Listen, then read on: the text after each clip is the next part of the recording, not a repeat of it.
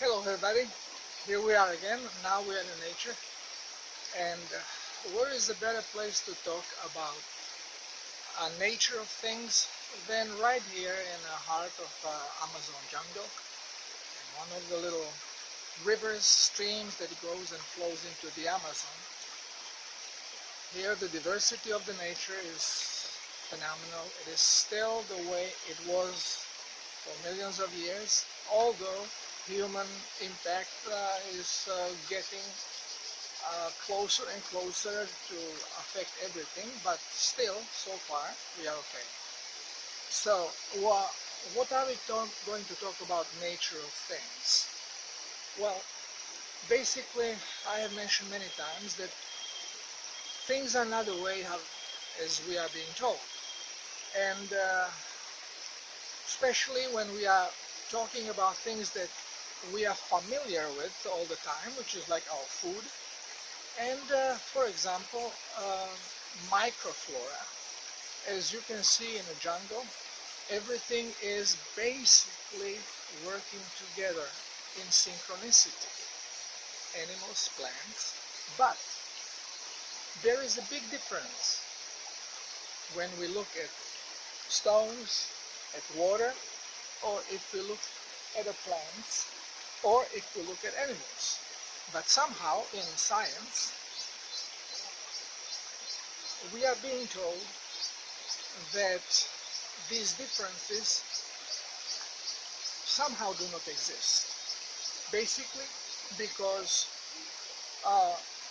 we are being told that bacteria that is living in our body is having basically same importance like any other bacteria that we have in our body. And we are being told also that food that we eat basically is same quality as if it would come raw or if it would come cooked. In the same frame of thinking, we are also being told that protein is a protein, and it's the same thing having animal protein or bioprotein, and this is why we should substitute, don't kill animals suffer. Plants don't suffer. Why plants don't suffer? Because we cannot see it, and our feelings are way disconnected from the innate, which is the basic consciousness of everything living. And this is why we are making errors, and through these errors we are misled. Very often you will hear scientific talk, that our flora and fauna in our intestines is very important, and that it can influence how our brain thinks. It is actually empowering the brain. If we get Alzheimer, well, because we are mingling with our flora. The flora has to be optimal. Now, what is the optimal flora? And how do we mingle with these things? Well, we mingle with them when we start ingesting something that is really not suited for our metabolism. As we are animals and we are omnivores, our metabolism is suited for animal protein consumption. Animal protein is way different than plant protein. Same as animal cell is basically completely different than a plant cell. There is synchronicity, but there are differences, and these differences have to be acknowledged. So, for example, we know that human cell has a membrane of cholesterol, basically fat and protein. Plant cells have a membrane as well, but their membrane is made out of complex sugar called cellulose. Power that powers plant is glucose. It's a sugar, and they are designed for it. This is why they have storage of. What is potato? Potato is a storage of carbohydrate to nourish growing plant. What is yucca? Yucca is carbohydrate stored in a root to nourish the plant. What is carrot? Carrot is carbohydrate to nourish plant. Well, animals, including man, we do not have any stores of carbohydrates. The glycogen that we have is minimal, and it is as auxiliary fuel, which I have mentioned several times. Read it in my blog. In my videos, I cannot go in detail every time, but we have to see the differences. We do not have deposits of glucose that body can use. The sugar that we have in the blood is strictly regulated, that body produces, and it is there as a base of amino acid creation of protein, base of protein. So it's not there to power our cells. What we have, storage of fat. Now, many times I spoke about genes, and genes actually are designed as quantum units. They are partially always in a quantum state and partially in a three-dimensional state. This is why we are aware of them. But they change, they react to the environment. Since they are in quantum state, which means they respond directly to energy, to oscillation, to frequency. And depending on the environment, it will stimulate particular genes to be active, particular genes to be less active or not active at all. Depending on food that you use, you are going to create this environment inside of your intestines, and the microflora that lives there will adjust accordingly. So if you eat basically one type of a diet, let's say beans, well, right away you cannot eat them raw, and this comes the difference, big difference between cooked and raw. So beans will not give you anything, and they are quite toxic because they are loaded with lectins. Why lectin? Again, lectin is bioprotein, and lectins have variety of purposes, but in plants a lot of lectins have a purpose to be toxic protectors of the plant.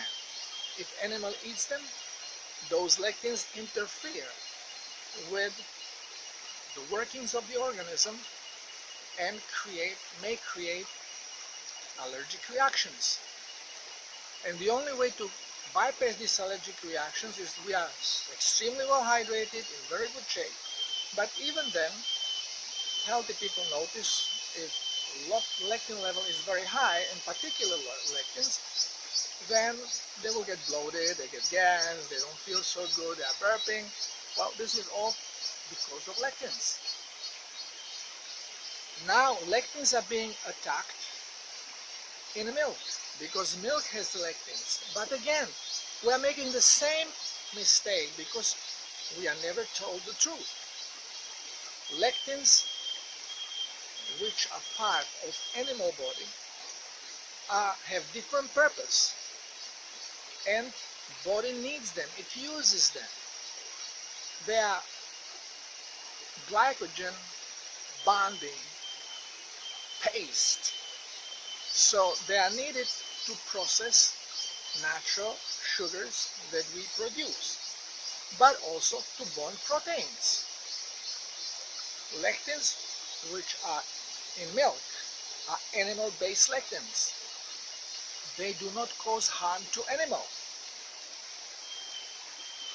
Plant-based lectins do. It's a big difference. Ricin is one of those lectins. Now, ricinus oil will put you in a bathroom in a second. And on the other side, if you take a lot of it, you will die. You can drink as much milk as you want, you will not die. Actually, you will live very well. You will not live well if your body cannot properly manipulate it. Now, why could not body manipulate milk, for example?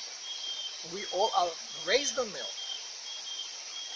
Well, because we change the environment in our intestines. We start eating food which is not good for us. So the body has to adjust, because the change environment, we have genetic change. Now, because the genes start vibrating differently, they stimulate changes in cells. And then cells behave differently, which then we can see, and very often we feel them as a problematic behavior. And we say, well, we have genetic errors. Well, yes, we do have genetic errors, but we made them ourselves from the way we eat. Plants are not our food. When they are raw, lectins are very strong, and we are going to have problems unless we are very well hydrated, so we will not feel them right away. But we don't feel them, but if they penetrate the blood, because we have damaged the intestinal coating because it's swollen, now what happens is, in a body, they start creating allergies. Peanut butter allergy. It's allergy on lectin in peanuts. Now some people are allergic, some not. And you will notice now lately more and more people are allergic. And when they are allergic to anything, usually they will become allergic to the main allergens, which we can find in beans and we can find them in peanuts. But then also we can become allergic to animal-based proteins as well. Why? Because we have changed the environment in our body.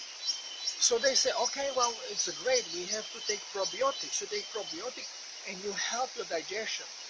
Well, probiotic, again, if it is a live enzyme or live bacteria, it is going to very quickly fall under influence of the environment which you created with the food that you have eaten, and it will change its action.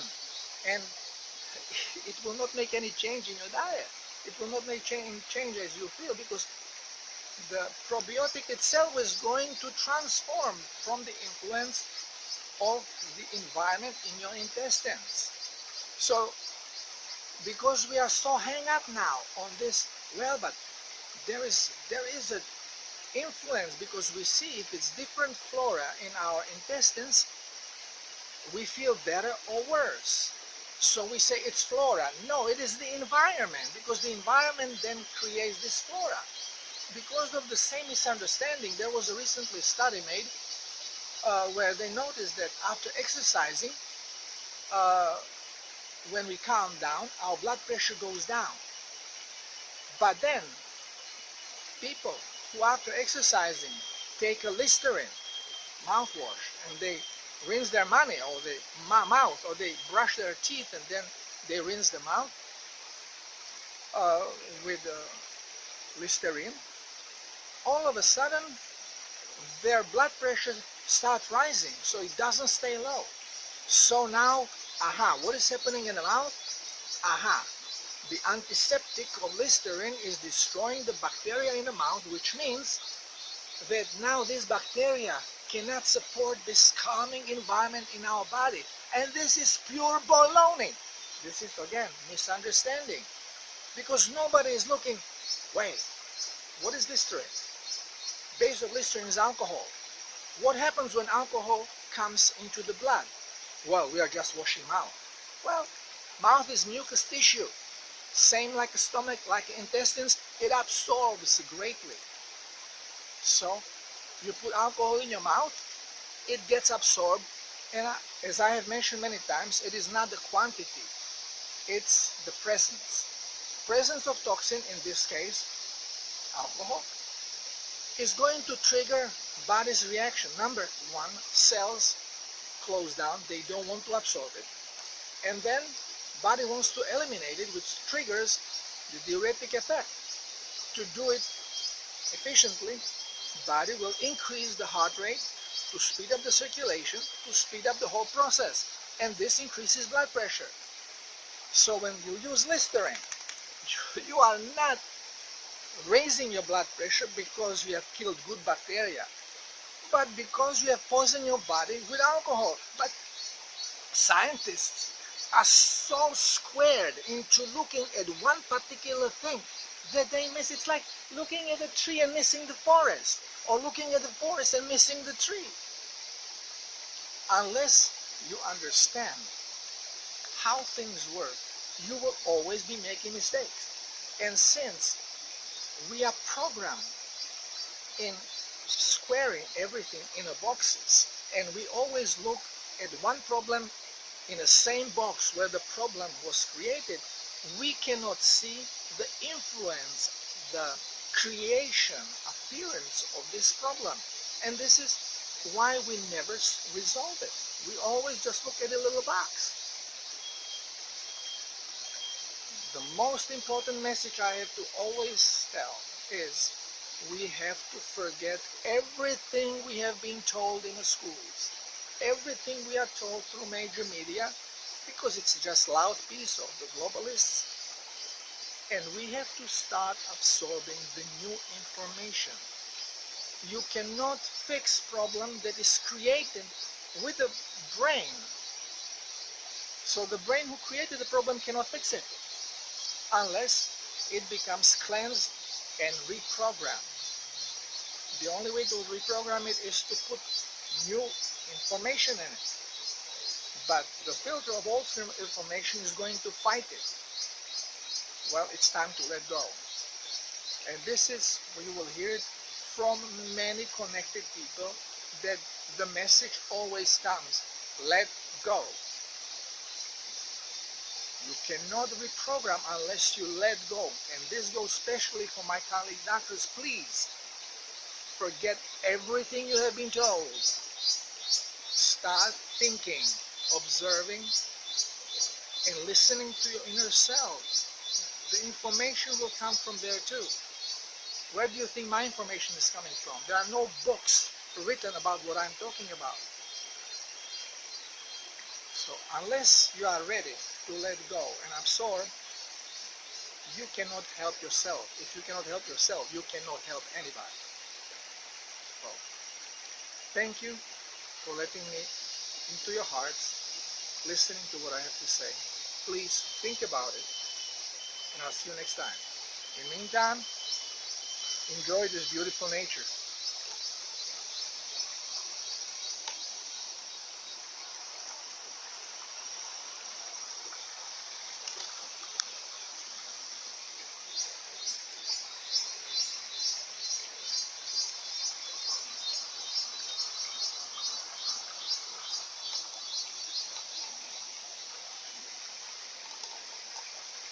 Hi, love.